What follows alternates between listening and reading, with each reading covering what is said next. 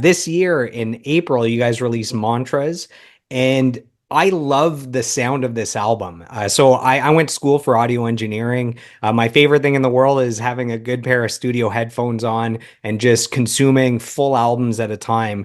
And the new album sounds absolutely incredible. There's this warmth to it, even though the music is heavy or aggressive. There's just something pleasing about the sound. And you mentioned to me this was recorded in your home. So can you give us a little bit of insight into the writing and recording of this new album? Yeah, so it was recorded right here at this desk that I'm sitting at right now. In this house, and mostly Dryden did some vocals around the corner at his house where he lives. We did it with SJ and Lucas, who came. He engineered. We did the first four songs with them here, and then we did the last on our own with our buddy David Cobb, who also helped out.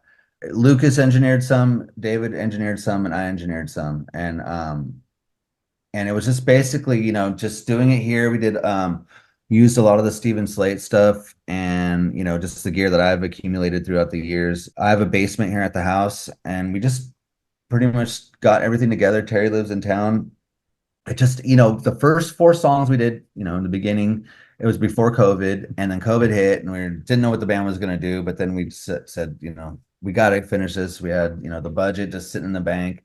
So we got together, we got the gear that we needed to finish it all. So we did it here at the house here, and we spent a lot of time. And again, the stuff that we learned from the DeLeo brothers, we kind of employed into this record. Just again, tones and old amps, little low wattage amps, using that stuff. Just my DW drums, my pink kit is what I used, for the whole record, because we did it at NRG the first couple records, well, the first record and third record we did at NRG, and it's like such a beautiful experience in immaculate studio. And so to do it here was a pretty cool test and testimony to what we can do to ourselves here and what we've learned throughout the years. Because I wanted to be a drummer. You know what I mean? I didn't want to be a recording engineer. I didn't want to like have a studio. I never wanted any of that. It just kind of unraveled along the way, and I started learning, getting curious, and just by default, this is what it's become. And Dave Buckner too. Like I remember back in the day, he would be like recording. I'm like, I don't want to have to do that stuff on our own, man. That sucks, man. I just want to like play the music, have somebody else do that. But now, man, it's been so fun, and I'm so fascinated by it, and it's been so great to like learn and to say that done this record here at the house. And Lucas mixed it over in France, so there's a lot to be said for that. But yeah, we did it here, we got more stuff that we're doing here, and I feel like so proud of the way this record sounds, and the things that we did together. I feel like, again, we've learned a lot. We've learned from some of the best. We've recorded with a lot of the best, so that for us to be able to do it shouldn't be so crazy, because we have spent a lot of time learning from a lot of like great people that do this stuff. But that being said, like, I'm super stoked the way that it came out, the songs, just the writing process. It was a lot that we went through personally, in order to get to this record and to finish the record. We had to overcome a lot of things personally, each of us, and I couldn't be more proud and more like driven and poised, and happy with the work that we've just, currently turned out, and for what the future feels like for us. It really does feel like I feel very blessed and thankful and just grateful for everything that we've had, and the opportunities, and they seem to keep coming, and with these festivals that we're talking about and this tour coming up overseas. I mean, I feel grateful. I mean, I feel way more inspired to play drums than I have in a long time. For a while there, you play drums because it's your job, or you write a record because that's your job. You write music, but we didn't ever do it like with that mindset. Well, it's our job. We got to turn this in.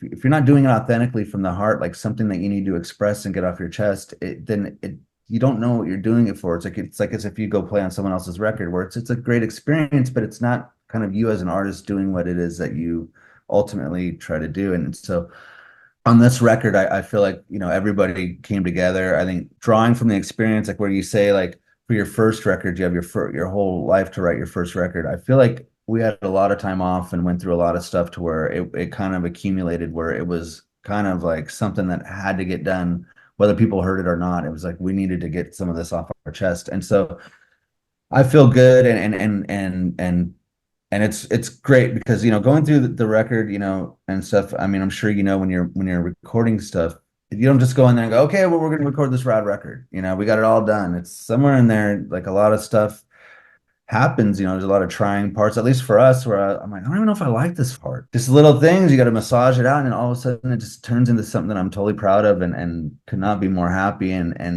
emotionally, invested in. It really has drawn something out of me. And just like again, I feel like we're playing better. We feel a lot better. Like just like more, there's just something more behind the music and behind our performances and stuff like currently and I think we've always cared, but I'm just saying it's like right now I feel like this record really captured everything that we were feeling and the sound of it is exactly like kind of how we ultimately wanted it to sound. I didn't know like when the songs were being written if I liked it, but now I listen to it, I go, oh, okay, yeah, it was all like worth it. So I don't know. For me, it feels like a victory just to get the band to function, at one point. But now that the record, listening to it, I feel very proud of it. So Am I thank you. crazy, or is this the best that Dryden's vocals have ever sounded? Between his vocal performance and then the technical stuff, maybe mic choice, engineering, mixing, mastering. Am I crazy, or do you think that as well?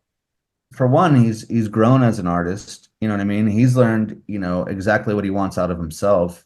He's not the same kind of kid that's going in there as an artist that's like rad and quirky and a trippy dude going in there and doing his thing. He's like really, really like harnessed like his artistry and what he does, his craft. He went with some of these songs and had a whole different take on it and then just kind of like wiped the slate clean and then just went back to it and did some other stuff. I think that he was really spent a lot of time like getting his feelings out and really making it authentic. I think that's has a lot to do with it too. He really was focused on what he was trying to do and how he wanted it to sound, and all that, getting his own takes. He did some of the stuff, excuse me, here, and he did a lot of it over at his house on his own. You know what I mean? Where he just kind of sat there.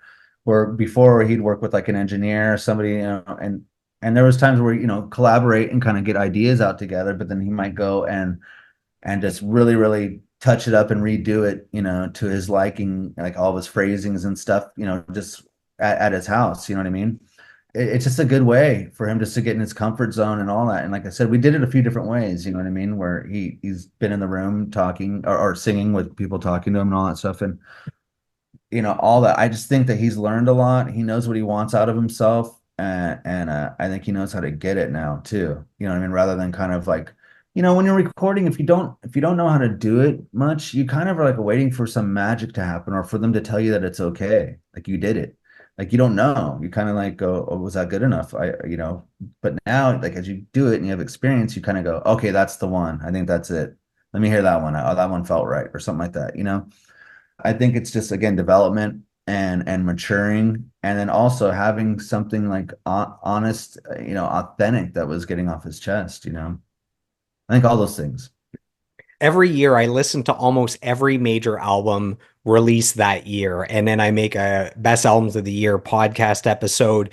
And I have to say that I currently have this new Alien Ant Farm album Mantras in the top 10 best albums released in 2024. I don't say that to every guest, in case you're like, oh, he's just talking to me. He's saying that. I truly think it's so far one of the best albums I've heard this year. And the actual sound itself is incredible. The songs are great. The performances are great. And our listeners, you got to go check it out. Give it a listen as well.